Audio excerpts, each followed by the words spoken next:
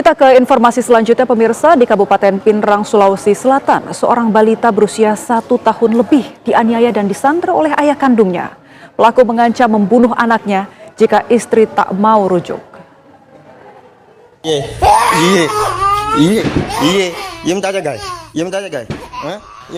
Suara tangis balita usia 1 tahun 2 bulan ini tidak menyurutkan amarah Sandi yang merupakan ayah kandung anak tersebut ke istrinya yang pergi meninggalkannya. Tidak sampai di situ, Sandi menganiaya anaknya dengan tega. Sandi menggantung anaknya dengan kain.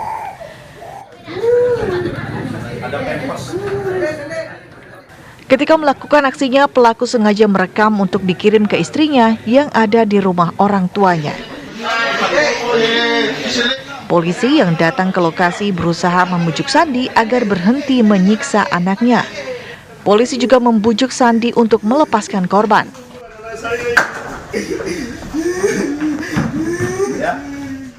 Dibutuhkan waktu 16 jam untuk membebaskan korban dan menangkap pelaku.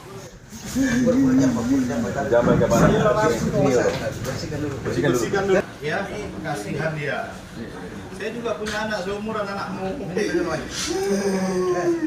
Ya. Setelah ditangkap, kepada polisi pelaku mengaku menyiksa anaknya karena kesal dengan istrinya yang saat ini sudah kembali ke rumah orang tua. Diakuinya pelampiasan terhadapnya tersebut dilakukan agar sang istri mau kembali kepadanya. Latar belakangnya pelaku ini sangat dia kesal, kesal terhadap istrinya dan keluarga istrinya. Oh, jadi berapa lama sih penyanderaannya itu? Kira-kira penyanderanya itu kurang lebih 16 jam. 16 jam. Si anak sekarang bang? Si anak sekarang ini dia dirawat dulu di rumah sakit karena dia sangat kurang vitamin dan susu dan makanan masih kurang karena dalam 16 jam dia disandra sama bapaknya. Akibat perbuatan pelaku, balita tak berdosa tersebut harus dirawat di rumah sakit karena luka akibat penganiayaan dan mengalami dehidrasi. Dari Pinrang, Sulawesi Selatan, Rusli Jafar, TV One, mengabarkan. Ya pemirsa, untuk mengetahui kondisi balita 1 tahun 2 bulan yang disiksa ayah kandungnya, kami sudah terhubung dengan AKBP Andiko Wicaksono selaku Kapolres Pinrang, Sulawesi Selatan. Selamat pagi Pak Kapolres, untuk saat ini bagaimana kondisi korban? Ya, halo. Pak Andiko, bisa mendengar suara kami? Iya, Mbak. Baik, kondisi korban saat ini seperti apa, Pak? Ya, untuk kondisi korban sampai dengan saat ini dapat kami jelaskan, Pak, bahwasanya memang masih terpantau cukup stabil untuk anak usia lebih kurang 1 tahun 3 bulan.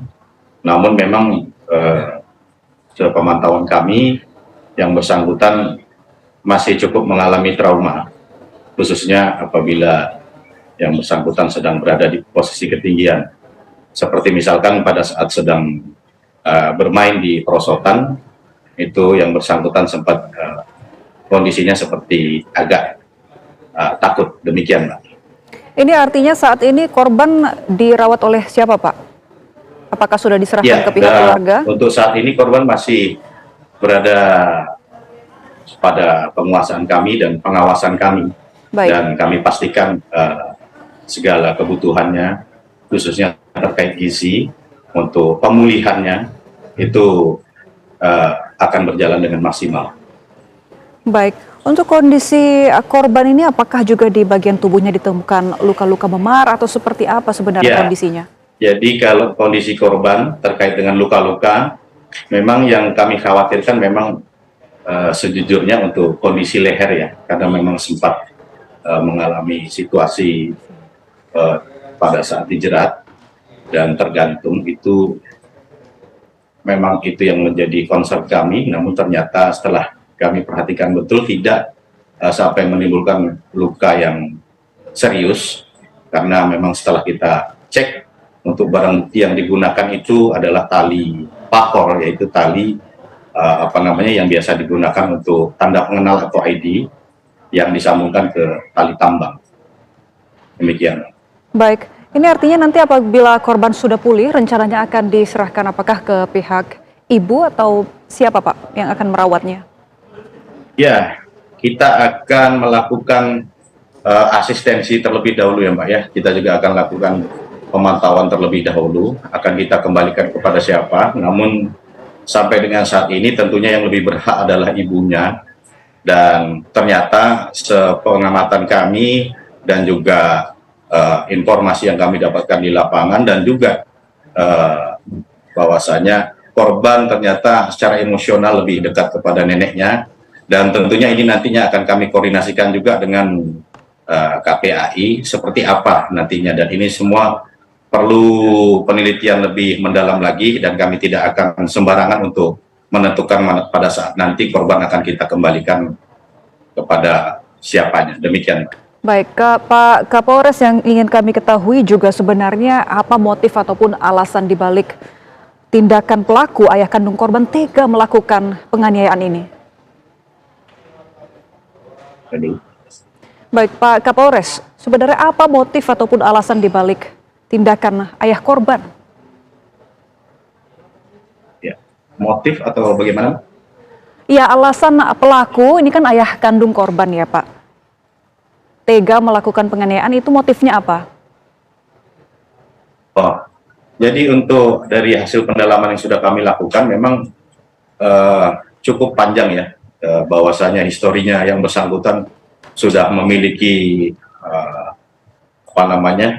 konflik keluarga, dan juga kami juga dapatkan data-data bahwa yang bersangkutan ini memang sering juga melakukan KDRT bahkan terhadap si anak sendiri. Dari kesaksian ibu korban ini, dari sejak usia 3 bulan itu korban sudah menerima perlakuan kekerasan dari ayahnya.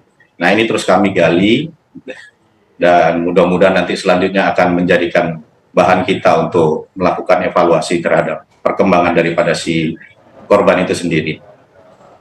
Baik, terima kasih AKBP Andiko Wicaksono, Kapolres Pinrang atas waktu dan informasinya untuk TV One.